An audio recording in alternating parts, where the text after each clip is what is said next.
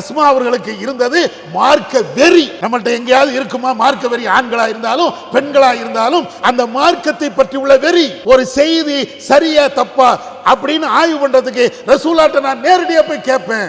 அது தனியும் குடிக்க மாட்டேன், படுக்க மாட்டேன், சாப்பிட மாட்டேன். நீங்க நம்மள்ட்ட இருக்குதா? ஒரு மார்க்க சட்டம் தெரியவில்லை, ஒரு மசாயில் பிரச்சனை நமக்கு அது தெரியல அப்படின்னா தெரியாம போட்டோம், அது தெரிஞ்சு நான் என்ன செய்ய போறேன் என்ற கேள்விதான் வருமே தவிர அஸ்மாவுடைய பதில் மாதிரி நம்மள்ட்ட இருந்து பதில் வராது. மார்க்க அறிவை தேடக்கூடிய அந்த விஷயத்துல நபி அவர்களுக்கு நான் உண்மையானவனாக நடப்பேன் என்ற அந்த விஷயத்துல அவங்கள்ட்ட இருந்த அந்த முஸ்லிம்கள்ட்ட இருந்த அந்த உணர்வு எங்க ஆண்களா இருந்தாலும் பெண்களா இருந்தாலும் நம்மள்ட்ட எங்க இருக்கிறது? அஸ்ஸலாமு அலைக்கும் வ ரஹ்மத்துல்லாஹி வ பரகாத்துஹு. கண்ணியம் நிறைந்த எல்லாம் வல்ல ஏக இறைவனின் நல்லடியார்களே, இஸ்லாமியர்கள் அன்றும் இன்றும் என்ற ஒரு தலைப்பு எனக்கு வழங்கப்பட்டு இருக்கிறது. இந்த தலைப்பு ஏன் தந்திருக்கிறார்கள் என்றால், நம்முடைய ஈமானிய சிந்தனைகளையும் மறுமையை பற்றி உள்ள சிந்தனைகளையும் மறக்கடிக்கப்படாமல் இருக்க வேண்டும் என்றால் முன்னோர்களுடைய நல்லவர்களுடைய நபிமார்கள் நபி தோழர்கள் ஆகியோருடைய வரலாறுகளையும் அதே போன்ற இன்றைக்கு நம்முடைய சமுதாயம் எந்த அளவிற்கு ஈமானிய இஸ்லாமிய உணர்வுகளை விட்டு அப்பாற்பட்டு செல்கிறார்கள் என்பதனையும் தெரிந்து கொள்ள வேண்டும் என்பதற்குத்தான் இது போன்ற தலைப்பு எனக்கு வழங்கப்பட்டு இருக்கிறது. திருமறை குர்ஆனிலே கடந்த கால வரலாறுகளை இறைவன் நிறைய இடங்களில் நமக்கு சொல்லித் தருவான். குர்ஆனை நீங்கள் படித்து பார்த்தீர்கள் என்றால் இப்ராஹிம் நபியை நீங்கள் சிந்தனை செய்து பார்க்க வேண்டாமா? அவர்களுடைய வரலாறை நீங்கள் படித்து பார்க்க வேண்டாமா என்று இறைவன் கேட்பான். வதுகுர் ஃபில் கிதாபி இத்ரீஸ், இந்த வேதத்திலே இத்ரீஸ் நபி அவர்களை பற்றியெல்லாம் நாம் சொல்லி இருக்கிறோமே, அந்த வரலாறை நீங்கள் தெரியவில்லையா? மூசா நபியுடைய வரலாறு, நூஹ் நபியுடைய வரலாறு, ஆதா நபியுடைய வரலாறு, இது போன்று ஏராளமான நபிமாருடைய வரலாறுகள் அனைத்தையும் நாம் சொல்லி இருக்கிறோமே, இதையெல்லாம் நீங்கள் பாடமாக ஒரு படிப்பினையாக நீங்கள் படிக்கவில்லையா? திருமறை குர்ஆனில் பல்வேறு இடங்களிலே இவைகள் அனைத்தையும் நமக்கு சொல்லிக்கொண்டே இருக்கிறார். இதற்கெல்லாம் என்ன காரணம்? ஒரு மனிதனுடைய ஈமான் அதிகரிக்க வேண்டும் என்றால் நமக்கு முன்னால் வாழ்ந்த நல்லவர்களுடைய உண்மையான வரலாறுகளை பாடமாக படிப்பனையாக பெற வேண்டும். நமக்கு முன்னால் வாழ்ந்த நபிமார்கள் எவ்வளவு அற்புதமான தியாகங்களை செய்தார்கள், அவர்களோடு பயணித்த நபி தோழர்கள் எவ்வளவு உச்சகட்டமான ஈமானிய உணர்வோடு இருந்தார்கள். இவர்களை நாம் படிக்கின்ற பொழுது நம்முடைய ஈமான் எந்த அளவிற்கு தரம் தாழ்ந்து இருக்கிறது, குவாலிட்டி குறைவாக இருக்கிறது என்பதையெல்லாம் புரிந்து கொண்டு நம்முடைய ஈமானை அதிகரிக்கக்கூடிய ஒரு நிலைக்கு நாம் முன்னேறி செல்வோம்.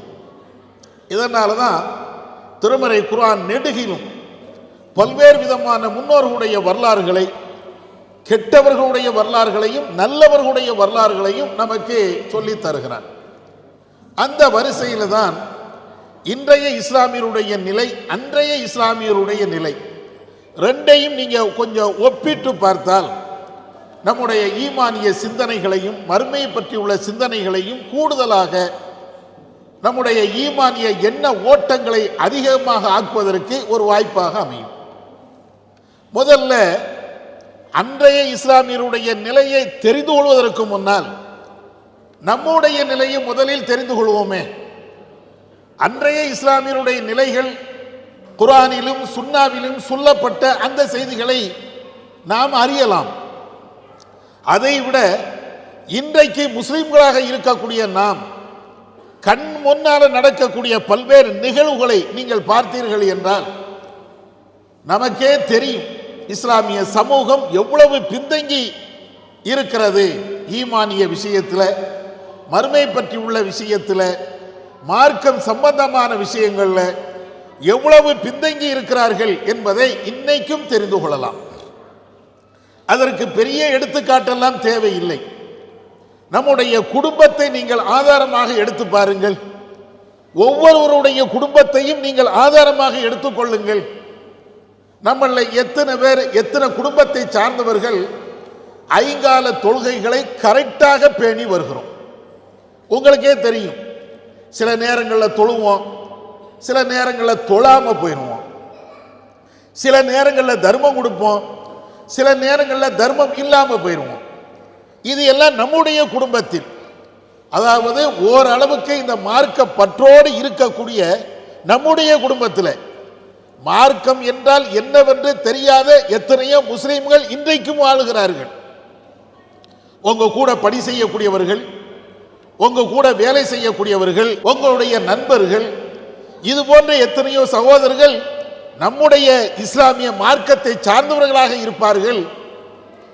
ஆனால் மார்க்கத்தினுடைய எந்த பற்றும் இல்லாமல் இருப்பார்கள். இதெல்லாம் உங்களுக்கு தெரியும். இதெல்லாம் நம்ம பார்க்கிறோம். ஓரளவுக்கு அதையெல்லாம் நீங்கி இப்பொழுது நாம இரவு நேரத்தில் தொழுகிறது, சுன்னத்தான வணக்க வழிபாடுகளில் ஓரளவுக்கு முடிந்த அளவுக்கு நம்முடைய நேரங்களை ஒதுக்கி அதுக்காக வேண்டி பாடுபடுவது, இதெல்லாம் இருக்கிறது. இப்படி இருக்கக்கூடிய நம்முடைய குடும்பத்தில் தான் சில நேரங்களில் தொழுகை இல்லை, சில நேரங்களில் தர்மம் கொடுப்பது இல்லை, சில நேரங்களில் பொய் என்ற அந்த தீமைகள் வந்து விடுகிறது, புறம் பேசுகின்ற அந்த தீமை வந்து விடுகிறது, நாலு பேரை ஏசுகின்ற, நாலு பேரை பேசுகின்ற, திட்டுகின்ற அந்த கலாச்சாரம் வந்து விடுகிறது, உறவுகளை ஒதுக்கி வெறுக்கக்கூடிய அந்த நிலைகள் வருகிறது. இதெல்லாம் நான் கற்பனையில சொல்லலை. ஓரளவுக்கு இஸ்லாமிய நெறியோடு வாழக்கூடிய நமக்கே இந்த நிலை என்றால், இஸ்லாமிய நெறிக்கு அப்பாற்பட்டு வாழக்கூடியவர்கள்ட்ட எவ்வளவு பெரிய தீமை இருக்கும். நம்ம நாட்டில், இந்தியாவில் நடக்கக்கூடிய சில நிகழ்வுகளை நீங்க பாருங்க. சமீபத்தில் எத்தனை நிகழ்வுகள் நடக்கிறது என்று நீங்க பாருங்கள். நம்முடைய ஊர்களில் இப்பொழுது செல்போன் கலாச்சாரம் உலகம் முழுவதும் பரவி இருக்கிறது.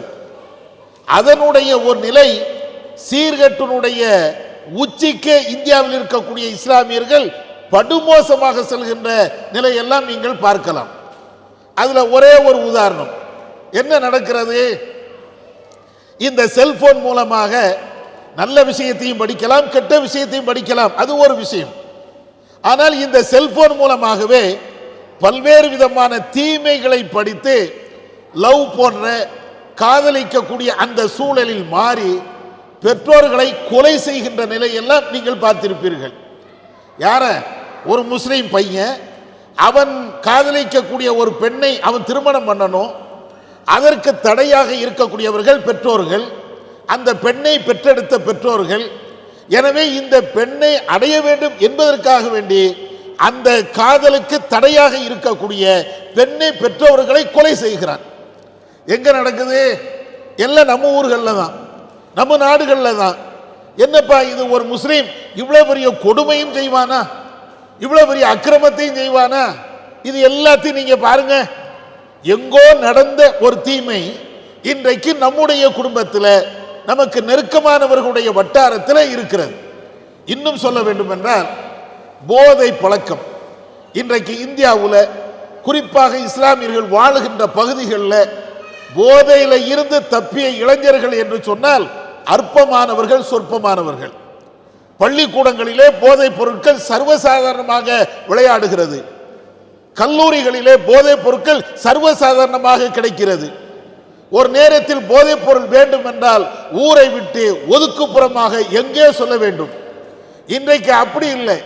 பஸ் ஸ்டாண்டுகளில் அல்லது வெகுஜனங்கள் கூடக்கூடிய மால்களில் அல்லது தெருக்களில், தெருக்களுடைய ஓரங்களில் எல்லா இடத்திலையும் கிடைக்கும். நிறைய பேர் குடும்பங்களை ஊரில் விட்டுவிட்டு இங்கே குடும்பத்திற்காக வேண்டி கஷ்டப்படக்கூடிய சகோதரர்கள் இருப்பீங்க. ஆனால் ஒரு கண் அங்கே வைத்து பாருங்கள், நம்முடைய பிள்ளைகள் எப்படி வளர்க்கப்படுகிறார்கள். நீங்க இங்க கஷ்டப்பட்டு பிள்ளைகளுடைய எதிர்காலத்திற்காக வேண்டி நிதிகளை திரட்டி கொண்டு நீங்க இருப்பீங்க, உழைப்பீங்க. ஆனா அங்கே இருக்கக்கூடிய பிள்ளைங்களை நீங்க பார்த்தீர்கள் என்றால் கட்டுப்பாடு மிகுந்த குடும்பத்திலேயே போதைப் பொருள் நடமாடுகிறது. உதாரணத்துக்கு சொல்ல வேண்டும் என்றால், ஒரு மார்க்கத்தில் முன்னணியில் இருக்கக்கூடிய ஒரு குடும்பம், அவர்கள் தொழாத தொழுகை இருக்காது, அவர்கள் வைக்காத நோன்பு இருக்காது, அவர்கள் செய்யாத தாவா பணிகள் இருக்காது. இப்படி எல்லா விதத்திலையும் இஸ்லாம் இஸ்லாம் என்று இருக்கக்கூடிய ஒரு குடும்பம். அந்த குடும்பத்தில் நடக்கக்கூடிய ஒரு நிகழ்வு ஜமாத்துடைய கவனத்துக்கு வருகிறது. என்ன நிகழ்வு? அந்த குடும்பத்தில் வளர்கின்ற ஒரு பையன் திடீர்னு கொஞ்ச நாள் அப்படியே ஒரு மாதிரியா மிதமதப்புல இருக்கிறான், எதை சொன்னாலும் கேட்க மாட்டேங்கிறான். அப்படிங்கிற மாதிரி ஒரு சூழல். இவங்க என்ன நினைக்கிறாங்க?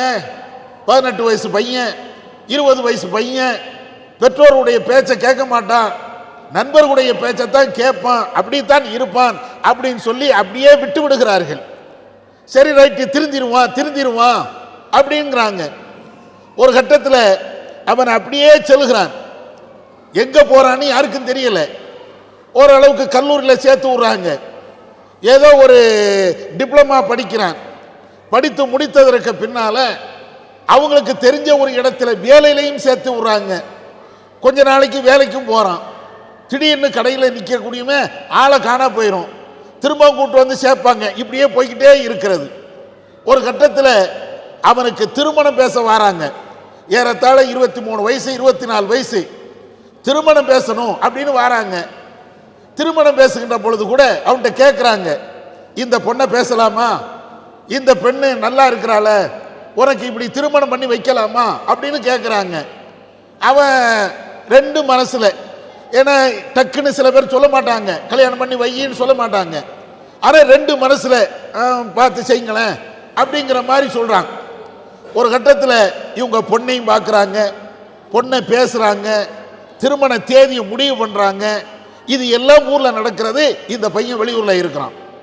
ஒரு நேரத்தில் எல்லாம் பேசி முடிச்சு அடுத்த மாதம் திருமணம் என்று இருக்கக்கூடிய அந்த நேரத்தில் பையனை பார்த்தா திடீர்னு ஆளை காணல. அவன்கிட்ட இருந்த செல்போன் நம்பர் சுவிட்ச் ஆஃப் செய்யப்படுகிறது. எங்க போனா எங்க வந்தா யாருக்கும் தெரியல. அவங்களுடைய உறவுக்காரர்கள்ட்ட கேட்கிறாங்க, தெரியல. அவங்களோடு பழகிய நண்பர்கள்ட்ட கேட்கிறாங்க, தெரியல. அந்த ஊர்ல பல்வேறு இடங்கள்ல தேடி பார்க்கறாங்க, கிடைக்கல. ஒரு கட்டத்தில் 5 நாள் 6 நாள் கழிச்சு ஒரு இடத்துல இருக்கிறான் அப்படின்னு சொல்லி கேள்விப்பட்டு அந்த பையனை போய் பார்க்கறாங்க. பார்த்து வீட்டுக்கு கூட்டு வராங்க.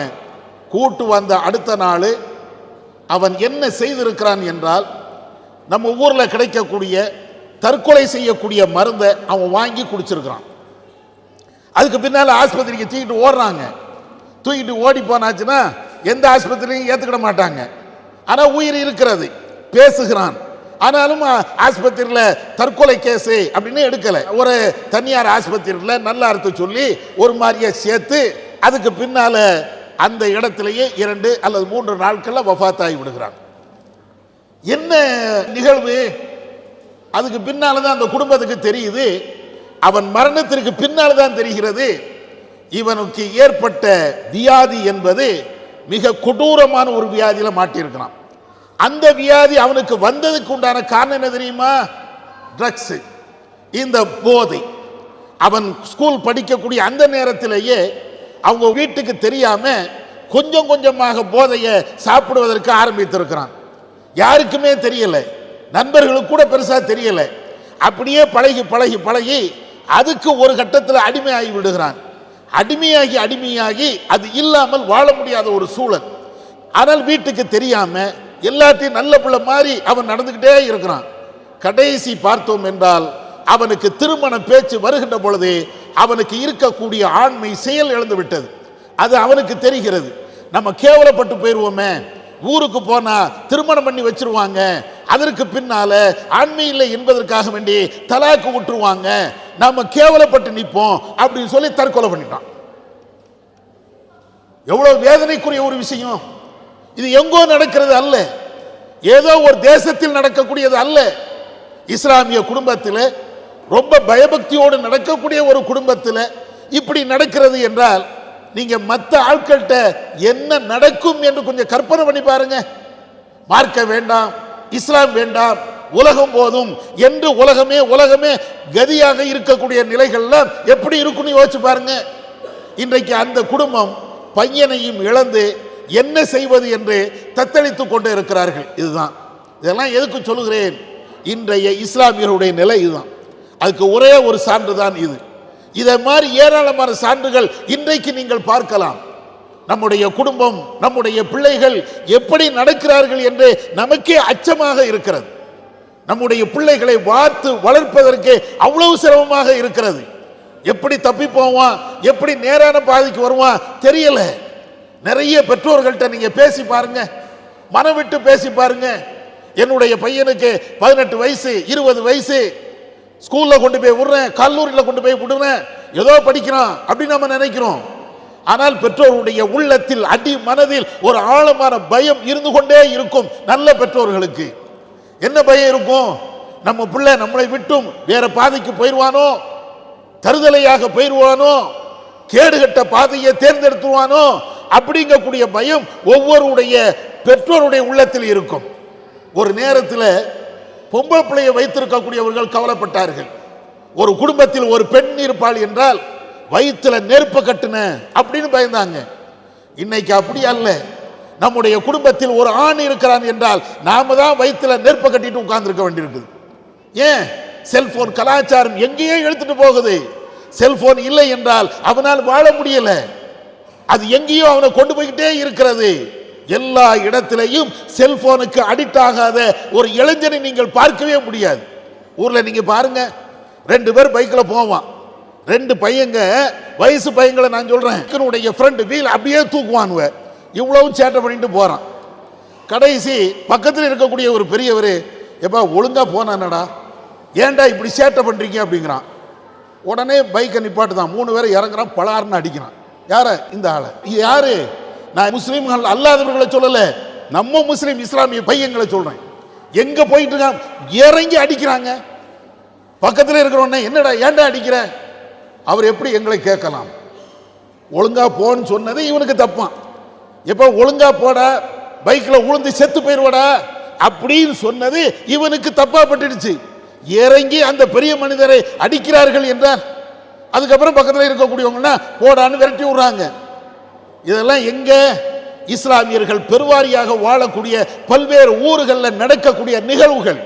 இது கற்பனையாக நான் சொல்லல. நம்முடைய எதிர்கால தலைமுறைகள் எதை நோக்கி செல்கிறது என்று யாருமே புரிந்து கொள்ள முடியல. இன்னைக்கு முஸ்லிமுடைய நிலையை இப்படித்தான். பெற்றோர்கள் கவனிப்பது இல்லை, கவனித்தாலும் அவருடைய பேச்ச பிள்ளைகள் கேட்பது இல்லை. அவர்களுக்கு தேவையான காசு பணம் எல்லாம் கிடைக்கிறது. ஒரு நேரத்தில் நாம சிறு பிள்ளையா இருக்கும் போது சாப்பிடுவதற்கு வழி இல்லாமல் இருந்தோமே, அந்த மாதிரி நிலை இன்னைக்கு கிடைக்காது. இன்னைக்கு அவனுக்கு தேவையான உணவுகள் அனைத்தும் கிடைக்கிறது. பிஸ்ஸா வேணுமா, மந்தி வேணுமா, அரபு நாட்டுடைய உணவு வேணுமா, எல்லாம் அவனுக்கு அவனுடைய வீட்டில் கிடைக்கிறது. நாம சிறு பிள்ளையா இருக்கும் போது பழைய சோறு கூட கிடைக்காது. வீட்டில் அவ்வளவு பெரிய வறுமை, வீட்டில் அவ்வளவு பெரிய கஷ்டம். 1-2 பேர் தான் செல்வந்தர்களாக இருப்பார்கள். ஆனால் இன்றைக்கு அவன் நினைத்த மாதிரி பிரியாணி வேண்டுமா, பிரியாணி சாப்பிடுகிறான். அவனுக்கு நெய்ச்சோறு வேண்டுமா, நெய்ச்சோறு சாப்பிடுகிறான். இந்த உணவு எதுவுமே எனக்கு தேவையில்லை, ஹோட்டல் உணவு தான் வேண்டும் என்றால் ஹோட்டல்ல போய் சாப்பிடுறான். ஊர் நிறைவெல்லாம் நீங்க பாருங்க, எல்லா ஹோட்டலும் நிறைஞ்சு இருக்கும். யாருனால? நம்முடைய சமூகம் தான். நம்முடைய சமூகம் இல்லாத ஒரு இடத்தை நீங்க ஊர்ல நீங்க பார்க்கவே முடியாது. அதுவும் குறிப்பாக இளைஞர்கள் இல்லாத ஒரு ஹோட்டலை நீங்க பார்க்க முடியாது. உடனே செல்ஃபி எடுப்பான். ஒரு தண்ணி குடிச்சாலும் செல்ஃபி, வேற எது எடுத்தாலும் செல்ஃபி, உடனே இப்படி போய்கொண்டே இருக்கிறது. இதெல்லாம் எங்க கொண்டு போய் விடும்? இந்த கலாச்சாரங்கள் எங்க கொண்டு போய் நம்மளை நிறுத்தும்? மார்க்க சிந்தனைகள் இல்லை, பள்ளிவாசலை நிரப்பக்கூடிய இளைஞர்கள் இல்லை, மார்க்க அறிவுகள் பெற்ற பல்வேறு விஷயங்களை தெரிந்து கொண்ட அது போன்ற பக்குவமிக்க இளைஞர்கள் உருவாகவில்லை என்றால் ரொம்ப மோசமான ஒரு நிலைக்குத்தான் தள்ளப்படும். இப்பதான் நம்மளுக்கு இந்த நிலை தேவைப்படுது. முஸ்லிம்கள் நிறைய பேர் இந்த மாதிரி மோசமான வழிகளை தேர்ந்தெடுத்து சென்று கொண்டே இருக்கிறோம். இப்பதான் நமக்கு எது தேவை என்றால், நபியுடைய காலகட்டத்தில் நபி தோழர்கள் எவ்வளவு அற்புதமான இளைஞர்களாக இருந்தார்கள். அவருடைய வாழ்க்கையில் அவர்கள் கடைபிடித்த ஒழுக்கங்கள் என்ன, அவர்கள் மேற்கொண்ட இஸ்லாமிய சிந்தனைகள் என்ன, இதை கொஞ்சம் வரலாற்றை கொஞ்சம் புரட்டி பாருங்க. அப்பதான் நம்ம பிள்ளைகளை எப்படி வளர்க்கதும் தெரியும், நாம எப்படி நல்ல நிலையில போவது அப்படிங்கிறதும் தெரியும். நாம கரெக்டா இருந்தா நம்ம பிள்ளைகளை ஓரளவு கொண்டு போலாம் தானே. ஜாபிர் இப்னு அப்துல்லா ஒரு நபி தோழர், அதிகமான ஹதீஸ்களை அறிவிக்கக்கூடிய ஒரு நபி தோழர், ஏராளமான தியாகத்துக்கு சொந்தமான ஒரு நபி தோழர். அவர்களுடைய ஒரே ஒரு வரலாறு நீங்கள் தெரிந்து கொள்ளுங்கள். நபியுடைய காலகட்டத்தில் தியாகத்திற்கு பேர் போனவர்கள் ஏராளமானவர்கள் இருக்கிறாங்க. அதுவும் குறிப்பாக ஆரம்ப காலகட்டத்தில் ஏகப்பட்ட தியாகங்களை செய்தவர்கள் பிலால் போன்றவர்கள், அம்மார் போன்றவர்கள், அதே போன்று அபூபக்கர் ரலியல்லாஹு அன்ஹு அவங்களை போன்றவர்கள் எல்லாம் நிறைய தியாகங்கள் செய்திருக்கிறார்கள். அந்த வரிசையில் ஜாபிர் இப்னு அப்துல்லா அவருடைய தகப்பனார் அப்துல்லா இப்னு அம்ர் அப்படின்னு சொல்லக்கூடிய ஒரு நபி தோழர், இஸ்லாத்திற்கு வந்தவர்கள். அவர்களுடைய குடும்ப வரலாறு என்பது நாம ஒவ்வொரு ஆளும் கடைபிடிக்கக்கூடிய அற்புதமான ஒரு முன்மாதிரி குடும்பம் என்று சொல்லலாம். இஸ்லாத்திற்கும் தியாகம் செய்வதற்கும் நம்முடைய பிள்ளைகளை இஸ்லாமிய அடிப்படையில் வளர்ப்பதற்கும் இவருடைய குடும்பம் ஒரு முன்மாதிரி என்று சொல்லலாம். அந்த அளவுக்கு அவருடைய பேர் அப்துல்லா இப்னு அம்ர், தகப்பனாருடைய பேர்.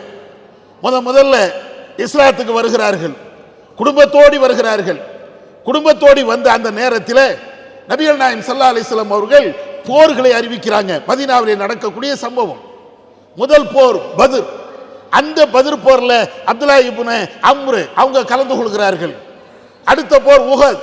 நபிகள் நாயகம் ஸல்லல்லாஹு அலைஹி வஸல்லம் அவர்கள் பேரை கேட்கிறாங்க, யார் யாரெல்லாம் உஹதுக்கு வாரீங்க, உங்களுடைய பேரை கொடுங்க அப்படின்னாங்க. சாப்பாட்டுக்கு இப்போ பேர் எழுதுறமே, இது மாதிரி கிடையாது. நாளைக்கு சஹர் சாப்பாடு ரெடி பண்ணணும், உங்க பேரை கொடுங்க, இந்த பேர் அல்ல, நாளைக்கு உயிரை கொடுக்கணும். ரசூலுல்லாஹ் போருக்கு கேட்கிறாங்கன்னு என்ன அர்த்தம்? உன்னுடைய செல்போனை கேட்கல, 10 திர்ஹத்தை தீனாரை ரியாலை கேட்கல, உன்னுடைய உயிரை கொடுக்கணும், பேரை கொடுங்க. அதுல முதல்ல அப்துல்லா இப்னு அம்ர் என் பேரை எழுதிக்கிடுங்க அப்படிங்கிறார். உஹது என்ற யுத்தம் வருகிறது.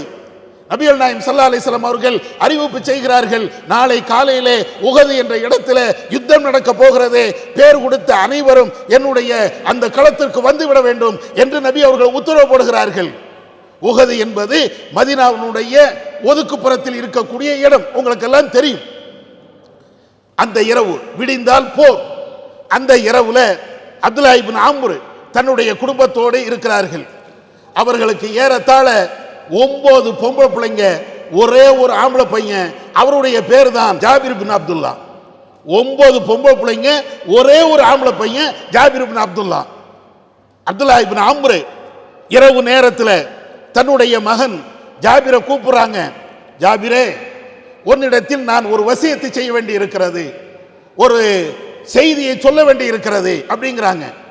ஜாபிர் பெரிய ஆள் கிடையாது, சின்ன பிள்ளை தான், ஒரு 17 வயசு 18 வயசு அது மாதிரி நிறைந்த ஒரு குழந்தை தான். அவரை கூப்பிட்டு அப்துல்லா இப்னு அம்ர் சொல்றாங்க, நாளைக்கு நடக்கிறது போர், அந்த போரிலே முதலாக ஷஹீதாக கொல்லப்படக்கூடியவராக நான் இருக்க வேண்டும் என்று ஆசைப்படுகிறேன். தன்னுடைய பிள்ளைகிட்ட அவங்க சொல்றாங்க, முதல்ல இந்த போர்ல கொலை செய்யப்படக்கூடியவர்களாக நான் இருக்க வேண்டும் என்று ஆசைப்படுகிறேன். இறைவன் நாடினால் என்னுடைய ரூஹு போய்விடும், நான் கொலை செய்யப்பட்டு விடுவேன். இப்ப ஏன் அதை சொல்கிறேன் என்று தெரியுமா?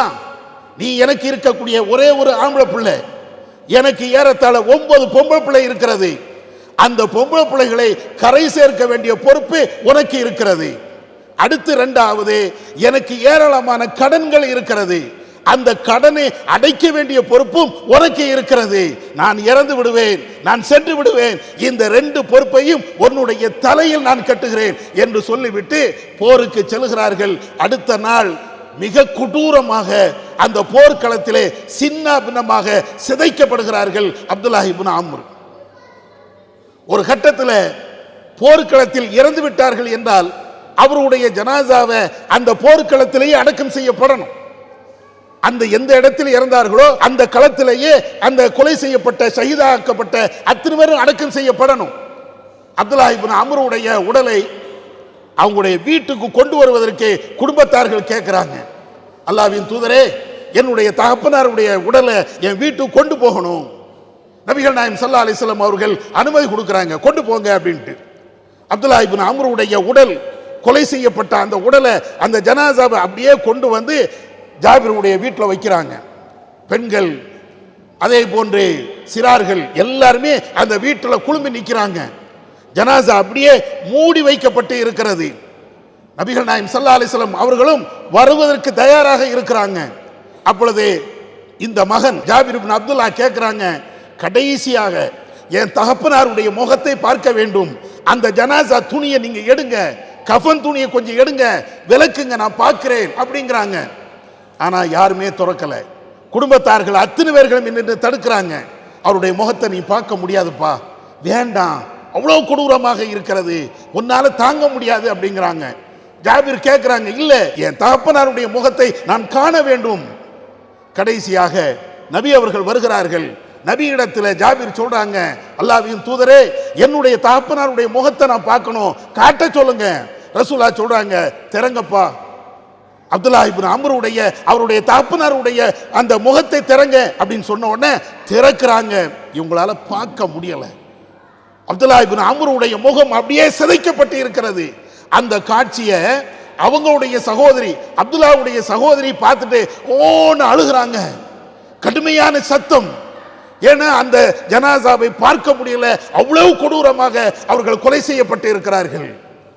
கடைசி ரசூலுல்லாஹ் சொன்னாங்க, சகோதரர்களே, நீங்கள் கண்ணீர் விட்டு அழுதாலும் தெரிந்து கொள்ளுங்கள், இந்த அப்துல்லா இப்னு அம்ருடைய உடலுக்கு வானவர்கள் தங்களுடைய ரெக்கைகளை விரித்துக் கொண்டு நிழலிட்டுக் கொண்டே இருக்கிறார்கள், நீங்கள் கவலைப்படாதீர்கள். அதற்கு பின்னால அப்துல்லா இப்னு அம்ருடைய உடல் அப்படியே கொண்டு போய் உஹதுல அடக்கம் செய்யப்படுகிறது. எப்படி இருக்குன்னு யோசிச்சு பாருங்க. ஒரு 17 வயசு 18 வயசு பையன் இந்த நிலையை அவர் எப்படி எதிர்கொண்டு இருப்பார்? நம்மளுடைய பிள்ளைகளாக இருந்தால் துடிதுடித்து போயிருப்பாங்க. தகப்பன் இல்லை, தாய் இல்லை, பிள்ளைகளை பராமரிப்பதற்கு யாரும் பொறுப்பாளர்கள் இல்லை. சரி, ஒரு கோணத்தில் பெற்றோர்கள் சொத்து சேர்த்து வைத்து விட்டு சென்றார்கள் என்றால் அதுவும் இல்லை, எதுவுமே இல்லை. இவ்வளவு பெரிய குடும்ப சுமையை ஜாபிர் இப்னு அப்துல்லா அவங்க அப்படியே எடுக்கிறாங்க. எடுத்த அந்த சகோதரர், அவங்களுடைய வரலாறு நீங்க பார்த்தீர்கள் என்றால் புகாரி, முஸ்லிம் போன்ற நூற்களில் இன்றைக்கும் பதிவு செய்யப்பட்டு இருக்கிறது. அதற்கு பின்னால் அவங்களுடைய குடும்பத்தினுடைய ஒட்டுமொத்த பாரத்தையும் ஜாபிர் அப்படியே தூக்குறாங்க. கொஞ்ச நாள் போகுது. கொஞ்ச நாள் போன உடனே முதல் நெருக்கடி வருகிறது. என்ன நெருக்கடி? ஏற்கனவே தகப்பனாருக்கு பல ரூபாய் கடன்கள் இருக்கிறது. அந்த கடனை கொடுத்தவர்கள் ஜாபிருடைய வீட்டுக்கு வருகிறார்கள். ஜாபிரே, உன் தகப்பனார் இறந்துட்டார், எங்களுக்கு தெரியும், அவர் எங்களுக்கு இவ்வளவு பெரிய கடனை எல்லாம் தர வேண்டி இருக்கிறது, நீ தான் அவருடைய வாரிசு, அந்த கடனை தாருங்கள் என்று கேட்கிறாங்க. ஜாபிர் வந்து அவகாசம் கேட்கிறாரு. சரிதாங்க, நான் சின்ன பிள்ளை, இன்னும் எனக்கு உழைக்கக்கூடிய சம்பாதிக்கக்கூடிய அந்த பருவம் வரல, கொஞ்சம் பொறுங்க, நான் எப்படியாவது அடைச்சிடுறேன் அப்படிங்கிறாங்க. போயிடுறாங்க. திரும்பவும் கொஞ்ச நாள் கழியுது. திரும்பவும் வராங்க. ஜாபிர்கிட்ட கேட்கிறாங்க, கடனை திரும்பத்தா அப்படின்னு கேட்கிறாங்க. மீண்டும் இவர் அவகாசம் கேட்கிறாரு, கொடுக்க மறுத்துட்டாங்க. கடன்காரர்கள், கடனை கொடுத்தவர்கள் ஜாபிருடைய வீட்டுக்கு டெய்லி வந்து கடனை தா, கடனை தா, திரும்பித்தா, திரும்பித்தா என்று கேட்க இவருக்கு ஒண்ணுமே வழி இல்லை. ரசூலாட்ட வாராங்க, அல்லாஹ்வின் தூதரே, என்னுடைய தகப்பனார் உஹது போர்க்களத்தில் கொலை செய்யப்பட்டு விட்டார்கள், 9 பொம்பளை பிள்ளைங்க கடனை வைத்து விட்டு இறந்து விட்டார்கள், இப்பொழுது கடன்காரர்கள் என்னை கடுமையாக நெருக்கிறார்கள், நீங்கள் வேண்டுமானால் எனக்காக வேண்டி பரிந்து பேசுங்கள், சிபாரிசு சொல்லி கொஞ்சம் அவகாசம் கேட்டு வாங்கித்தாங்க. ரசூலுல்லாஹ்ட்ட சொன்ன உடனே நபி அவர்கள் யார் யாரெல்லப்பா கேட்குறாங்க. இன்னென்ன ஆட்கள் கடன் கொடுக்க வேண்டி இருக்கிறது. ரசூலுல்லாஹ் அவங்களை எல்லாத்தையும் கூப்பிடுறாங்க. நபி அவர்கள் சொல்லுகிறார்கள், எப்பா அவன் ரொம்ப சின்ன பிள்ளை, எப்படியாவது தந்துருவார், நீங்க ஒன்றும் பிரச்சனை இல்லை, அவர் எப்படியாவது கடனை அடைத்து விடுவார், நீங்க கொஞ்சம் அவகாசம் கொடுங்க. உடனே கடன் கொடுத்தவர்கள் சொல்றாங்க, முகமதே, இந்த வேலையெல்லாம் வச்சிடக்கூடாது, உடனே தரணும், அவருடைய தகப்பனார் வாங்கிய கடன் ஏராளமாக இருக்கிறது, உடனே திரும்ப தரணும். நபி அவர்களுடைய பேச்சும் அங்கே எடுபடல. ஒரு கட்டத்தில் நபி அவர்கள் ஜாபிர்கிட்ட சொல்லிடுறாங்க, ஜாபிரே, நானும் பேசி பார்த்தேன், என்ன செய்யறது, கடன் கொடுத்தவர்கள் அவகாசம் தர மறுக்கிறார்கள், என்னால் ஒன்றும் செய்ய முடியாது என்று நபி அவர்களும் அப்படியே விலகி விடுகிறார்கள். அதற்கு பின்னால ஜாபிர் அவர்கள் இன்னும் கொஞ்சம் அவகாசம் வாங்கினாங்க, அதுவும் நிக்கல. கடைசியாக நபியிடத்தில் வந்து மீண்டும் முறையிடுறாங்க, அல்லாஹ்வின் தூதரே, என்னால தாங்க முடியல, கடன் தொல்லை, இந்த பிரச்சனை தலைக்கு மேல் வெள்ளமாக பாய்கிறது, என்னால் என்ன செய்வது என்று தெரியல. அப்பதான் நபி அவர்கள் சொன்னார்கள், உங்களுக்கு என்று ஒரு நிலம் இருக்கிறது, சின்ன தோட்டம் இருக்கிறது, அதுல பேரித்தம்பளம் இருக்குதா என்று ரசூலா கேட்கிறாங்க. ஆமையா ரசூலல்லாஹ், அது என்ன கொஞ்சம் தானே, அதை வச்சு நாங்க என்ன செய்ய முடியும்? அப்ப ரசூலா சொல்றாங்க, ஜாபிரே நீ எனக்கு முன்னால போ, உன்னுடைய தோட்டத்தில் இருக்கக்கூடிய பேரித்தம்பங்களை எல்லாத்தையும் குவியல் குவியலாக கொஞ்சம் கொஞ்சமா நீ வை, நான் வருகிறேன் என்று ரசூலா சொல்றாங்க. அல்லாஹ்வுடைய தூதர் அங்கே போறாங்க, போய் துவா செய்யறாங்க. துவா செய்து விட்டு நபி அவர்கள் ஜாபிர்கிட்ட சொல்றாங்க, ஜாபிரே உன்னுடைய தகப்பனாருக்கு யார் யாரெல்லாம் கடன் கொடுத்தார்களோ அவர்கள் அத்தனை நீங்க கூட்டு வாருங்கள் என்று சொன்ன மாத்திரத்திலேயே அவர்கள் கூட்டு வருகிறார்கள். நபி அவர்கள் சொல்கிறார்கள், எவ்வளவு கடன் உண்டோ அதற்கு ஈடாக பேரித்தம்பழத்தை அள்ளுங்கள், உங்களுக்கு தேவையான அனைத்து பேரித்தம்பழங்களும் நீங்க எடுத்துட்டு போங்க. எடுக்கிறாங்க எடுக்கிறாங்க எடுக்கிறாங்க. நபி அவர்களுடைய துஆவின் காரணத்தினால், இறைவன் செய்த பரக்கத்தின் காரணத்தினால் அத்தனை கடன்காரர்களும் அவர்களுக்கு எவ்வளவு வேண்டுமோ அத்தனை எடுத்துக்கொண்டு போயிட்டாங்க. கடைசி ஜாபிர் அவங்க சொல்லுவாங்க, நான் முதல்ல எவ்வளவு குமிச்சு வச்சேனோ அது அப்படியே இருந்தது, நான் குமிச்சு வச்ச அந்த பேரித்தம்பழத்தில் இருந்து கொஞ்சம் கூட குறையல, எல்லாருடைய கடனும் தீர்ந்தது. கடன் அடைச்சாச்சு. அதற்கு பின்னாடி 9 பிள்ளைகளையும் கட்டி கொடுக்கணுமே, அதுக்கு என்ன செய்யறது? இவருக்கும் வயசு போய்கிட்டே இருக்குது, இவரும் கல்யாணம் பண்ணணுமே, என்ன செய்யறது? கல்யாணம் பண்றார். கல்யாணம் பண்ணிட்டு கல்யாணம் பண்ண புதுசிலேயே டக்குன்னு போருக்கும் போறார். அவர் மாதிரி ஒரு தியாகிய வரலாற்றில் நீங்க பார்க்க முடியாது. கல்யாணம் பண்ண அந்த காலகட்டத்திலேயே போருக்கும் போறார். போருக்கு போயிட்டு அவர் வேகமா திரும்பி வருகிறார். நபி அவர்கள் ஜாபிர்கிட்ட கேட்கிறாங்க, ரசூலா ரொம்ப தமாசாவும் பேசுவாங்க, என்ன ஜாபிரே ரொம்ப வேகமா போறிய என்னப்பா அப்படின்னு கேட்கிறாங்க ரசூலா. ஏன்னா ரசூலா கொஞ்சம் பின்னால அப்படி பைய பைய வராங்க, ஜாபிர் வந்து வேகமா போறாரு. ஜாபிரை கூப்பிட்டு, என்னப்பா அவ்வளோ ஸ்பீடு என்ன? ஜாபிர் சொல்றாரு, அல்லாஹ்வின் தூதரே நான் கல்யாணம் பண்ணிட்டேன். ஓ கல்யாணம் பண்ணிட்டியாப்பா? யாரப்பா பண்ண கல்யாணம்? அந்த ரசூலா கேட்கக்கூடிய அந்த கேள்வி ஒரு குடும்ப உறுப்பினர் மாதிரியே கேட்பாங்க. அண்ணன்ட்ட தம்பிட்ட அக்காட்ட தங்கச்சிட்ட பேசுற மாதிரி. அதாங்க அல்லாஹ்வுடைய தூதர். ஏதோ ஒரு தலைவன் என்று தலக்கணம் பிடித்து ரசூலா நடக்க மாட்டாங்க. அந்த குடும்பத்தில் உள்ள ஒருவனை மாதிரியே ஜாபிர்கிட்ட கேட்கறாங்க, ஜாபிரே கல்யாணம் பண்ணிட்டேன்? ஆமா யா ரசூலல்லாஹ் கல்யாணம் பண்ணிட்டேன். அப்படியா? அதுதான் வேகமா போறியா? ஆமா யா ரசூலல்லாஹ். சரி யாரப்பா கல்யாணம் பண்ண? ரசூலா இப்படி கேட்ட உடனே அவர் சொல்றாரு, அல்லாஹ்வின் தூதரே ஒரு விதவை பெண்ணை கல்யாணம் பண்ண. உடனே ரசூலா கேட்கறாங்க, ஏப்பா நீனே சின்ன பையன் தானே, எதுக்கு விதவை பெண்ணை ஏன் கல்யாணம் பண்ணணும்? நீ ஒரு கன்னி பெண்ணை கல்யாணம் பண்ண கூடாதா? துலாய் புகாவு துலாய் புக்க, நீனும் அந்த பெண்ணும் கொஞ்சம் விளையாடலாமே, அந்த பெண்ணும் உன்னோட சிரித்து விளையாடுவாள, ஏன் இந்த ஆசையெல்லாம் விட்டுட்டு எதுக்கு விதவையான வயது முதிர்ந்த ஒரு பெண்ணை நீ ஏன் கல்யாணம் கட்டணும்? அப்பதான் ஜாபிர் அமைதியாக சொல்றாங்க, அல்லாஹ்வின் தூதரே உங்களுக்கு தெரியுமில்ல, என்னுடைய தகப்பனார் 9 பொம்பளை பிள்ளைகளை விட்டுட்டு போயிட்டாங்க, எல்லாம் சின்ன சின்ன பிள்ளைங்க, அவங்கள வளர்க்கணுமே, அவங்களுக்கு தலை சீவி விடணுமே, அவங்கள சிங்காரிக்கணுமே, அவங்களுக்கு ஆடை அணிவித்து விடணுமே. நானும் ஒரு கன்னி பெண்ணை கட்டி விட்டேன் என்றால் இது போன்ற ஒரு பக்குவம் அந்த பெண்ணுக்கு இருக்காத. எவ்வளவு வேதனையில் அவர் சொல்வார் நீங்க பாருங்க. ரசூலாட்ட அவர் சொல்றார், நான் விதவை பெண்ணை நான் கல்யாணம் பண்ணுவதற்கு என்னுடைய சகோதரிகள், என் கூட பிறந்த சகோதரிகள் அவங்க தான் காரணம். அவங்க மாத்திரம் பெரிய பிள்ளைகளாக இருப்பார்கள் என்றால் எனக்கு அந்த கவலையே இருக்காது, நான் ஒரு கன்னி பெண்ணை நான் கல்யாணம் பண்ணியிருப்பேன். அப்படியா? ரசூலா இதெல்லாம் கேட்டுட்டு அப்பதான் சொல்றாங்க, பாரக்கல்லாஹு லக்க ஓ பாரக்க அலைக், ஜாபிரே அல்லாஹ் உனக்கு அகத்திலும் புறத்திலும் அருள் செய்வானாக அப்படின்னு சொல்லி அவங்களுக்கு வாழ்த்து தெரிவிக்கிறாங்க. இப்படியே அவங்களுடைய வாழ்க்கை போகிறது.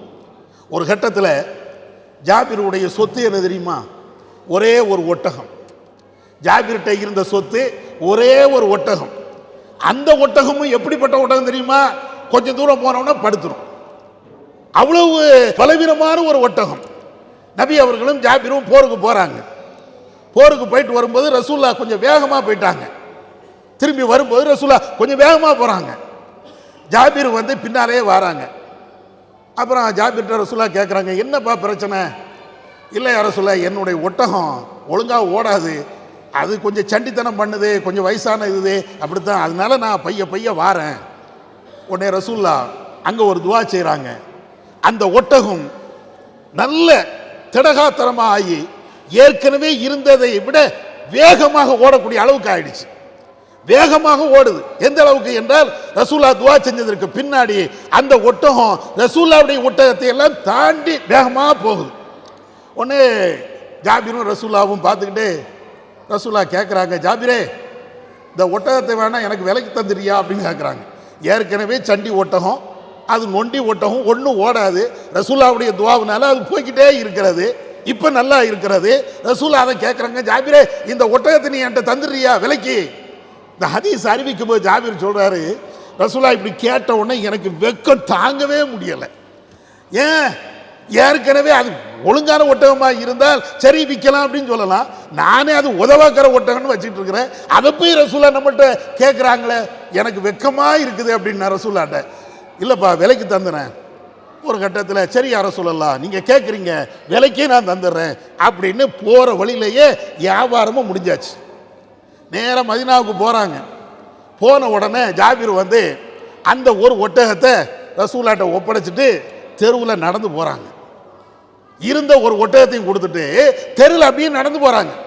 அப்படி போகக்கூடிய அந்த நேரத்தில் ஜாபிருடைய மாமா பார்க்குறாங்க, எப்பா போருக்கெல்லாம் போயிட்டு வந்துட்டியா? ஆமாம் போயிட்டு வந்துட்டோம்மா. உன் ஒட்டகத்தை எங்கப்பா?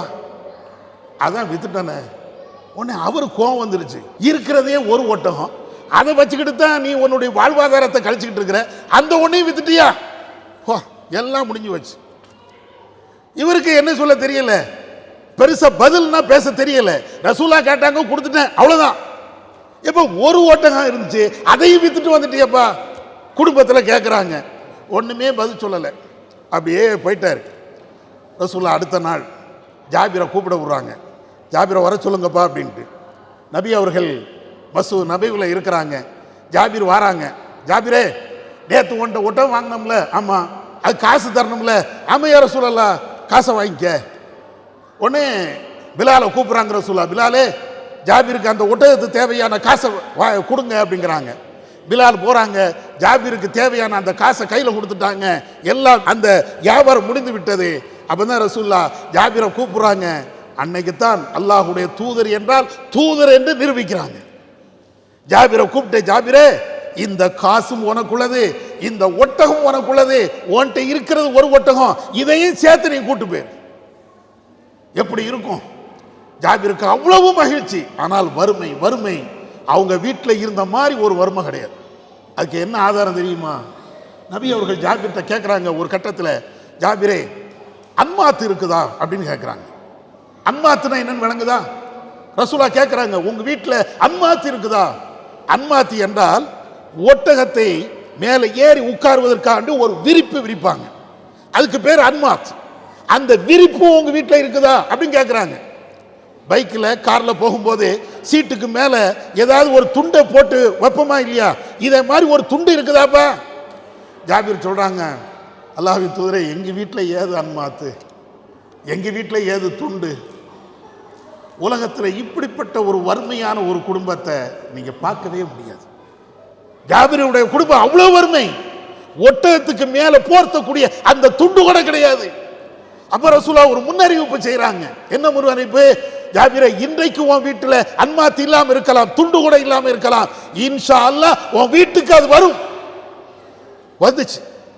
ஒரு கட்டத்தில் பின்காலத்தில் ஜாபிர் வந்து சொல்லுவாங்க, தன்னுடைய மனைவியிடத்தில் கேட்பாங்க, ஏமா அந்த அன்மாத்து இருந்தா எடுத்துட்டு வா அப்படின்னு கேட்பாங்க. உடனே அவங்களுடைய மனைவி சொல்லுவாங்க, யாவும் இருக்கா?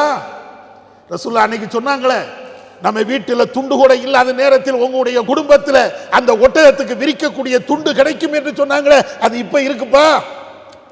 மனைவி அவங்களும் அவ்வளவு அற்புதமான ஒரு பெண். ஜாபிருக்கு அவங்களுக்கு ஏத்த ஒரு பெண்ணுன்னு சொல்லுவோம்ல, அத மாதிரி இப்படியே அவங்களுடைய குடும்பம், அவங்களுடைய வாழ்வு அப்படியே போகிறது. தர்மம் கொடுக்கிறதுல சளைத்தவர் கிடையாது. ஜாபிருடைய வரலாறு நீங்கள் படித்தீர்கள் என்றால், இவ்வளவு வறுமையிலையும் தர்மத்திற்கு அவர்களை மிஞ்சுவதற்கு இன்னொரு ஆள் கிடையாது. உங்களுக்கெல்லாம் தெரியும், ஹந்தக் யுத்தம், பன்னாட்டு படை என்று சொல்வார்கள், அஹ்ஸாப் என்ற யுத்தம் சொல்வார்கள். அந்த யுத்தத்தில் அது மதீனாவை ஒட்டி தான் நடக்கிறது. எல்லா நபித்தோழர்களும் அதிலே பங்கு பெறுகிறார்கள். மிகப்பெரிய அகலை தோண்டுகிறார்கள். அகலே தோண்டுகின்ற பொழுது நபி அவர்களும் சேர்ந்து தோண்டுகிறார்கள். நபி அவர்களுடைய வயிறு அப்படியே ஒட்டி போய் இருக்கிறது. ஜாபிர் பார்க்கிறாங்க, அல்லாஹ்வுடைய தூதர் சாப்பிட்டு சில நாட்கள் ஆகிவிட்டது, அவர்களுக்கு பசி கடுமையாக இருக்கிறது அப்படின்னு நினைத்து விட்டு தன்னுடைய மனைவிட்ட வாராங்க, ரகசியமா வாராங்க. மனைவியே, அல்லாஹ்வுடைய தூதருடைய வயிறை நான் பார்த்தேன், ஒட்டி கொண்டு இருக்கிறது, பல நாட்கள் அவங்க சாப்பிடல, நம்ம வீட்டில் ஏதாவது இருக்குதா? மனைவி சொல்றாங்க, இருக்குது, கொஞ்சம் மாவு இருக்கிறது, ஒரு சின்ன ஆட்டுக்குட்டி இருக்கிறது. உடனே அவங்க சொல்றாங்க, மாவை கொலை, அந்த ஆட்டுக்குட்டி யாரு, ஒரு விருந்து ரசூலாவுக்கு மட்டும் நம்ம கொடுத்துருவோம். உடனே நேர வாராங்க, ஜாபிர் ரசூலாட்ட வாராங்க, அல்லாஹ்வின் தூதரே, காதுல போய் சொல்றாங்க, அல்லாஹ்வின் தூதரே, நீங்க மட்டும் எங்க வீட்டுக்கு வாங்க இப்படின்னு சொன்ன உடனே ரசூலா என்ன சொன்ன, இல்லை நீங்க மட்டும் வாங்க, வீட்டில் கொஞ்சம் சாப்பாடு இருக்கிறது. ரசூலா சொல்றாங்க, ஜாபிரே, உன் வீட்டில் அடுப்பில் இருக்கக்கூடிய அந்த இறைச்சி பாத்திரத்தை கீழே இறக்க வேண்டாம், ரொட்டிக்கு மாவு பிசைஞ்சு வைத்திருக்கிறாயே அந்த மாவும் அப்படியே இருக்கட்டும், எதுவும் செய்ய வேண்டாம், நான் வர்ற வரையும் அப்படின்னு சொல்லிட்டு கூடி இருக்கக்கூடிய சஹாபாக்கள், தோழர்களே வாங்க வாங்க வாங்க, ஜாபிர் விருது கூப்பிடுறாரு அப்படிங்கிறாங்க. இவருக்கு அப்படியே வயிற்றுல புளிய கரைக்குது. ஐயோ, நம்ம ரசூலாவுக்கு தானே சொன்னோம், அல்லாஹ்வுடைய தூதருக்கு மட்டும் சொன்னோம், ரசூல்லா எல்லாத்தையும் கூப்பிடுறாங்களே, என்ன செய்யறது? அடிச்சு பிறண்டு நேர மனைவிட்டு ஓடுறாரு. மனைவிட்ட போய் சொல்றாரு, எனக்கு என்னன்னே தெரியலம்மா, நான் ரசூலாட்ட மட்டும்தான் சொன்னேன், ரசூல்லா அங்க இருக்கக்கூடிய எல்லா தோழரையும் கூப்பிட்டாங்க. அப்பதான் அவங்க மனைவி, நீங்க ரசூலாட்ட மட்டும் தானே சொன்னீங்க? ஆமா. ரசூலா தானே எல்லாத்தையும் கூப்பிட சொன்னாங்க? ஆமா. அவங்க தானே கூப்பிட்டாங்க, நீங்க ஏன் கவலைப்படுறீங்க? நம்ம வீடா இருந்ததுன்னு வைங்களேன், அவ்வளோதான், ஊடே ரெண்டாயிரும். ஒரு 2 பேர் விருந்துக்கு வராங்க, சமையல் பண்ணி வைங்க அப்படின்னு நம்ம மனைவிட்ட சொல்லிட்டோம். 2 பேருக்கு பதிலா 4 பேரோ 10 பேரோ வந்துட்டாங்கன்னு வைங்களேன், கணக்கு தெரியாதா உங்களுக்கு? முதல்ல சொல்ல வேண்டியதானே, அது என்ன 2 பேரும் சொல்லிட்டு 40 பேரை கூட்டு வந்தீங்க, வீட்டில் என்ன இருக்குது, யாரு சமையல் பண்ணுவா, எல்லாம் கேட்டுருவோம். இங்க சொல்லக்கூடிய பதில நீங்க பாருங்க, எகத்தாளம் கிடையாது, கேலி கிடையாது, கிண்டல் கிடையாது, கோபம் கிடையாது, கணவன் மேல ஆத்திரம் கிடையாது. அல்லாஹ்வுடைய தூதர் சொல்லிட்டாங்களே, நீங்க எதுக்கு கவலைப்படுறீங்க? விட்டுருங்க. ரசூலா வாராங்க, வந்த உடனே ரசூலா அந்த சட்டியை பார்க்குறாங்க, எது அந்த இறைச்சி சட்டி அப்படியே இருக்கட்டும், இப்போ சால்னா கோருங்க, ரொட்டியை கொண்டு வாங்கங்கிறாங்க. அங்கே வந்து அனைத்து சகோதரர்களும் சாப்பிட்றாங்க. ஜாபிர் வந்து இவ்வளோ பேருக்கும் விருது கொடுக்குறாங்க. ஒரு கட்டத்தில் ஜாபிர் அல்லாஹ் தஆலா அன்ஹு அவங்க வந்து கடைசி நேரம், அதாவது நபிகள் நாயகம் ஸல்லல்லாஹு அலைஹி வஸல்லம் அவங்கள்ட்ட வராங்க. அப்போ வந்த உடனே ரசூலா ஜாபிருடைய நிலையை பார்த்துட்டு, அவருடைய வறுமையை பார்த்துட்டு ரசூலா சொல்றாங்க, ஜாபிரே கவலைப்படாதீங்க, பஹ்ரைனில் இருந்து ஒரு செல்வம் வருகிறது, அந்த செல்வம் வந்த உடனே உனக்கு நான் இப்படி தருவேன், இப்படி தருவேன். ரசூலா சொல்றாங்க, அப்படி ஹதீஸ்ல அப்படியே வரும், உனக்கு இப்படி தருவேன், இப்படி தருவேன், அப்படி தருவேன் அப்படிம்பாங்க. உடனே இவருக்கு நம்முடைய வறுமை எல்லாம் தீர்ந்துருச்சுப்பா, மகிழ்ச்சினா அவ்வளோ மகிழ்ச்சி. ஏன்னா ரசூலுல்லாஹ் சொல்றாங்க, பஹ்ரைனில் இருந்து அந்த பணம் வந்து விட்டது என்றால், அரசாங்கத்துக்கு அந்த செல்வம் வந்து விட்டது என்றால் எல்லாத்தையும் தந்துருவேன் அப்படிங்கிறாங்க. இவருக்கு சந்தோஷம், வீட்டுக்கு போயிட்டாங்க. ஆனால் பஹ்ரைனில் இருந்து செல்வம் வருவதற்கு முன்னாலேயே நபி அவர்கள் வஃபாத் ஆயிட்டாங்க. செல்வம் வரல, அங்க இருந்து ஹசானா எதுவுமே வரல, அதற்கு இடையில அவங்க வஃபாத்தும் ஆயிட்டாங்க.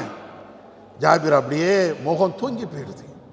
ரசூலா ஒரு வாக்குறுதி கொடுத்தாங்களே, அந்த செல்வம் கிடைத்தால் நம்முடைய வறுமையெல்லாம் தீர்ந்துருமே அப்படின்னு கற்பனையில இருக்கும் போது அவங்க இறந்துட்டாங்கன்னா எப்படி இருக்கும்? இருந்தாலும் காலங்கள் அப்படியே போய்கிட்டே இருக்கிறது. அடுத்ததாக அபூபக்கர் ரலியல்லாஹு அன்ஹு அவங்க ஹலீஃபாவா வராங்க. ஹலீஃபா வந்ததற்கு பின்னால் தான் அந்த பஹ்ரைனில் இருந்து காசு பணமும் எல்லாமே வருகிறது, மிகப்பெரிய செல்வம் வருகிறது. உடனே அபூபக்கர் ரலியல்லாஹு அன்ஹு மக்களுக்கு ஒரு அறிவிப்பு செய்கிறாங்க, அல்லாஹ்வுடைய தூதர் உங்களுக்கு யாருக்காவது கடன் தர வேண்டி இருக்கும் என்றால் வந்து அரசாங்கத்திடம் சொல்லி வாங்கிக்கிடுங்கள். அல்லாஹ்வுடைய தூதர் உங்களுக்கு யாருக்காவது வாக்குறுதி தந்திருந்தால் அந்த வாக்குறுதியை சொல்லி இங்க இருக்கக்கூடிய பொருளாதாரத்தை வாங்கி செல்லுங்கள் என்று அபூபக்கர் அவர்கள் அறிவிப்பு செய்கிறார்கள். இந்த அறிவிப்பை கேட்ட மாத்திரத்திலேயே ஜாபிருக்கு பெரிய மகிழ்ச்சி, ஏதோ வந்துரும் அப்படின்னு நினைச்சிட்டு நேர அபூபக்கர்ட்ட வராங்க. அல்லாஹ்வின் தூதர் எனக்கு இப்படி எல்லாம் சொன்னாங்க, பஹ்ரைனில் இருந்து காசு வந்தால் இப்படி தருவேன் அப்படி தருவேன்னாங்க, இப்பொழுது வந்து விட்டது, எல்லாத்தையும் தாங்கங்கிறார். உடனே அபூபக்கர் அவர்கள் ஏதோ கொஞ்சம் கொடுக்குறாங்க. அப்ப ஜாபிருக்கு அது காணாது, அவங்களுக்கு ரசூலா சொன்ன அளவுக்கு கிடைக்கல. உடனே அதை வாங்கிட்டு போயிடுறாங்க. திரும்பவும் ஜாபிர் வந்து அபூபக்கர்ட்ட வராங்க, ரசூல்லா எனக்கு இப்படியெல்லாம் வாக்குறுதி கொடுத்தாங்க, நீங்க என்ன தாரீங்க? இன்னொரு ஹதீஸ்ல எதுவுமே கொடுக்கலன்னு வருது. மூணாவது தடவை வராங்க. ஜாபிருக்கு கடுமையான ஒரு கோபம். அபூபக்கர்ட்ட கேட்கிறாங்க, அபூபக்கர் அவர்களே, ரசூல்லா இருந்தாலும் எனக்கு இப்படி எல்லாம் தருவேன் என்று சொல்லுகின்ற அந்த நேரத்தில் நீங்க ஏதோ சும்மா இப்படி கொஞ்சம் கிள்ளி தர்ற மாதிரி தந்திருக்கிறீங்களே, நீங்க பெரிய கஞ்சத்தனம் பண்ணுகிறீர்கள். அபூபக்கர்ட்ட ஜாபிர் வந்து அவங்களுடைய ஆவேசத்தை அப்படியே கொட்டுதாங்க. அபூபக்கர் அவர்கள் ஜாபிருடைய நிலையை பார்த்துட்டு, அவங்க கேட்ட வார்த்தையை பார்த்துட்டு, ஜாபிரே, நானா உன் விஷயத்துல கஞ்சத்தனம் பண்ண போறேன்? நானா உன் விஷயத்துல கஞ்சத்தனம் பண்ண போறேன்? இல்லப்பா, இதோ இருக்கிறது, உனக்கு தேவை எவ்வளவோ எல்லாத்தையும் எடுத்துக்க. அதுக்கு பின்னால எடுத்துக்கிட்டு போறாங்க. இந்த வரலாறுல நீங்க படிக்கின்ற பொழுது இன்னொரு முக்கியமான செய்தி என்ன தெரியுமா? இவ்வளவு வறுமை, இவ்வளவு குடும்ப பாரம், இவ்வளவு இருந்தும் அவர்கள் எத்தனை போர்ல கலந்து கொண்டாங்க தெரியுமா? 19 போர்கள்ல கலந்து கொண்டிருக்கிறார். இவ்வளவு பெரிய வறுமையிலையும் இவ்வளவு பெரிய கஷ்டத்திலையும் அவர்கள் ஏறத்தாழ 19 போர்க்களத்தில் கலந்திருக்கிறார். அதை சொல்லிட்டு அவர் ஜாபிர் சொல்றாரு, நான் இன்னும் 2 போர்ல கலந்திருப்பேன், 2 போர்ல நான் கலந்து கொள்ளாம இருந்தேன். ஒன்று பத்ரு, இன்னொன்று உஹது. இந்த 2ம் ஏன் கலந்து கொள்ளவில்லை என்றால், என்னுடைய தகப்பனார் நீ போருக்கு வர வேண்டாம் என்று என்னை தடுத்து விட்டார்கள். இல்லைன்னா அதிலே நான் போய் கலந்திருப்பேன். இந்த முன்னோர்கள் நபியுடைய காலத்தில் வாழ்ந்த இந்த முஸ்லிம், இந்த நபி தோழர், இவங்களுடைய வரலாறையும் பாருங்க. நான் என்னுடைய முதல்ல சொன்ன நம்முடைய வரலாறையும் நீங்க பாருங்க. ஏணி வச்சாலும் எட்டுமா? மலைக்கும் மடுவுக்கும் உள்ள வேறுபாடு. அன்றைய முஸ்லிம்களுடைய நிலை, இன்றைக்கு இருக்கக்கூடிய நம்முடைய நிலை, ரெண்டையும் நீங்க ஒப்பிட்டு பாருங்க. இன்னும் சொல்ல போனால் இது ஜாபிருடைய வரலாறு. பெண்கள் இருக்கிறீங்க, அஸ்மா பின்த் உமைஸ் கேள்விப்பட்டிருக்கிறீர்களா? நம்முடைய பிள்ளைகளுக்கு அஸ்மா என்று பேர் வைப்போம். ஆனால் அந்த தாய் எவ்வளவு அற்புதமான தியாகத்தை செய்தவர்கள். மக்காவாசி, மக்காவில் ஆரம்ப காலகட்டத்தில் இஸ்லாமியர்களாக ஏற்றுக்கொண்டவர்கள் ஆண்கள் என்றால் அவ்வளவு கொடூரமாக துன்புறுத்தப்பட்டாங்க. அப்படி பெண்கள் இருந்தால் அவங்களுடைய நிலை எப்படி? அந்த முஹாஜிரி பெண்கள்ல ஒரு பெண்ணு தான் அஸ்மா. நபிகள் நாயகம் ஸல்லல்லாஹு அலைஹி வஸல்லம் அவர்கள் இந்த அஸ்மா அவர்களை சார்ந்த இன்னும் சில பேருக்கு நீங்க ஹிஜ்ரத் செய்து வெளிநாடுகளுக்கு செல்லுங்கள் என்று நபி அவர்கள் சொல்லிட்டாங்க. போறாங்க. அப்படி போகின்ற பொழுது கப்பல் வழியாக போறாங்க. கடல் வழியாக கப்பல்ல ஏறி அப்படியே போய்கிட்டே இருக்கிறாங்க. கடைசி அவர்களுடைய கப்பல் காற்றின் திசை மாறி அப்படியே வேறு திசையை நோக்கி அவர்கள் எல்லாம் ஹபஷாவுக்கு போய் சேர்ந்துடுறாங்க. அங்க ஜாஃபர் இப்னு அபீ தாலிப் அவங்க இருக்கிறாங்க. அங்க போய் சேர்ந்து அங்கேயே இருக்கிறாங்க. ஒரு கட்டத்தில் நபி அவர்களும் ஹிஜ்ரத் செய்து மதீனாவுக்கு சென்று விட்டார்கள் என்ற தகவல் இவங்க கிடைச்ச உடனே கிட்டத்தட்ட ஏறத்தாழ 6 ஆண்டுகளுக்கு பின்பு, அதாவது நபி அவர்களை ஹிஜ்ரத் செய்து ஏறத்தாழ 6 ஆண்டுகளுக்கு பின்பு இவங்க போறாங்க மதீனாவுக்கு. போய் உமர் அவர்களுடைய வீட்டில் தான் அஸ்மா பின்த் உமைஸ் தங்குறாங்க. உமர் அவருடைய மகள் ஹப்சாவும் இருக்கிறாங்க. எல்லாம் அவங்களுக்கு தெரியும், ஏன்னா எல்லாருமே மக்காவாசிகள் தானே. அப்ப அஸ்மா வந்து உமருடைய வீட்டில் இருக்கும்போது ஹப்சாட்ட பேசிட்டே இருக்கிறாங்க. உமர் வீட்டுக்கு வராங்க. உமர் வீட்டுக்கு வந்த உடனே ஹப்சாட்ட கேட்கிறாங்க, மன்ஹாதிஹி, இந்த பொம்பளை யாருமா? அப்ப ஹப்சா உமருடைய மகள் சொல்றாங்க, இவங்க தான் அஸ்மா, அந்த கப்பல்ல போனாங்கல்ல, வெகு நாளாக கப்பல் திசை மாறி வேற இடத்துக்கு போய் ஹபஷாவில் இருந்து வந்தாங்கல்ல, அவங்க தான் இவங்க. ஓ, அந்த சஃபீனா கப்பல் கூட்டம் தானா நீங்க? சரி, ரைட், அல்லாஹ் அருள் செய்யட்டும் அப்படின்னு சொல்லிட்டு உமர் வந்து ஒரு வார்த்தையை விடுறாங்க. என்ன வார்த்தை? அஸ்மாவே, உங்களை விட ரசூலாவுக்கு மிகவும் தகுதி வாய்ந்தவர்கள் நாங்க தான். ரசூலாவுக்கு ரொம்ப நெருக்கமானவர்கள் நீங்களா அல்லது நாங்களானா? நாங்க தான். உங்களை விட ரசூலாவுக்கு மிக ஏற்ற மிகுந்தவர்கள், ரசூலாவுக்கு நெருக்கமானவர்கள் நாங்க தான். இப்படின்னு சொன்ன உடனே அஸ்மா அவங்க சொல்றாங்க, கடுமையான கோபம், கடுமையான கோபம்.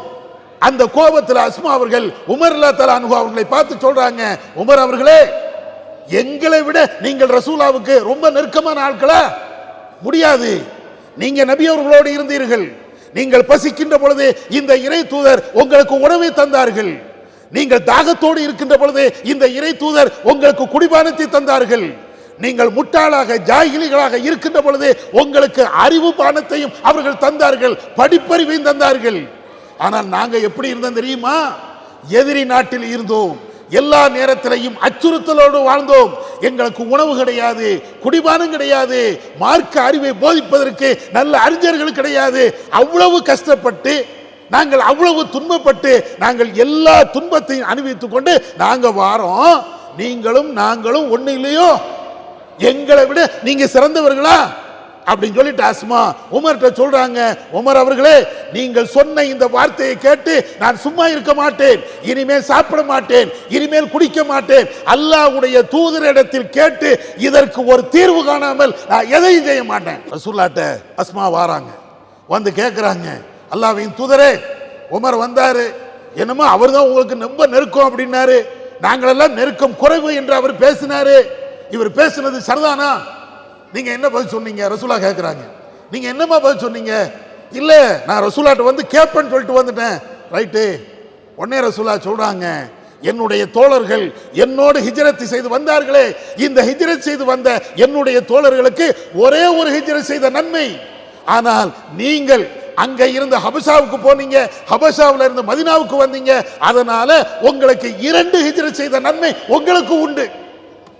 இதை கேட்ட பிறகுதான் அஸ்மா அவர்களுக்கே ஒரு நிம்மதி. நமக்கு இந்த மார்க்க பற்று என்பதை விட அஸ்மா அவர்களுக்கு இருந்தது மார்க்க வெறி. நம்மள்ட்ட எங்கேயாவது இருக்குமா மார்க்க வெறி? ஆண்களா இருந்தாலும் பெண்களா இருந்தாலும் அந்த மார்க்கத்தை பற்றி உள்ள வெறி.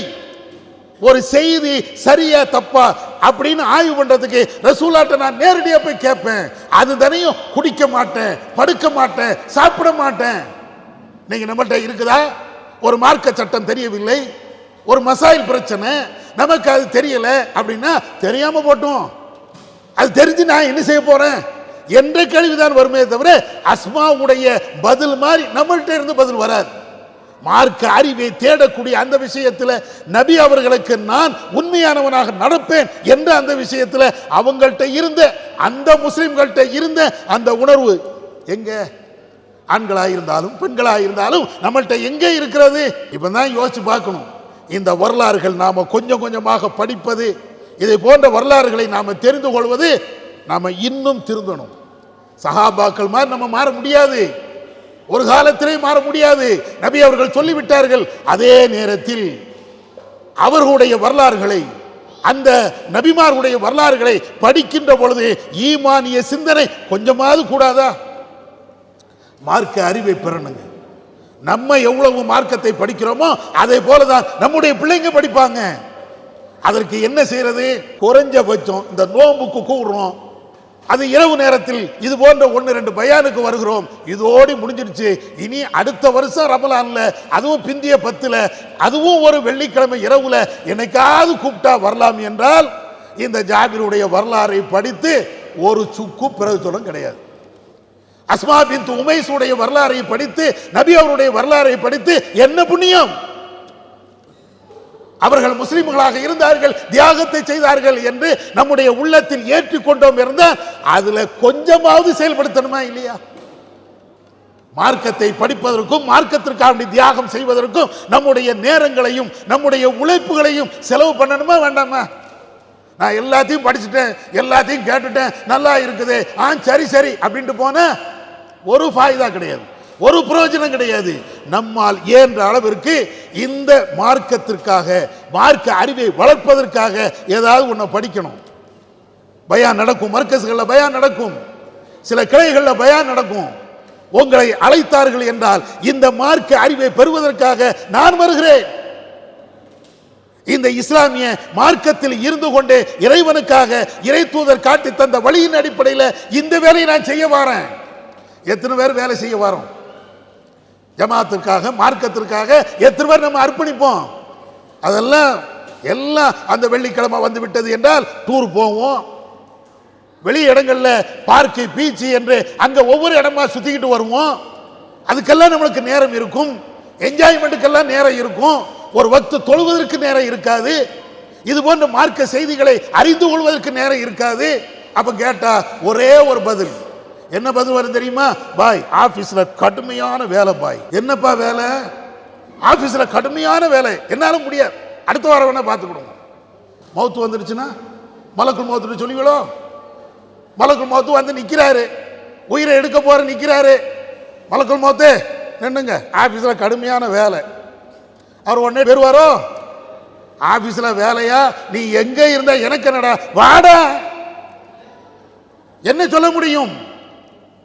மனிதன் கதறுவான். அந்த சக்கராத்துடைய நேரத்தில் ஒரே ஒரு செகண்ட் பிற்படுத்த மாட்டீர்களா? லவ்லா அஹர்தனி இலா அஜலின் கரீப், ஒரு செகண்ட், கொஞ்ச நேரம் என்ன தாமதப்படுத்த மாட்டீர்களா என்று கதறுவான். அல்லாஹ் இன்னொரு இடத்துல சொல்லி காட்டுகிறான், கல்லா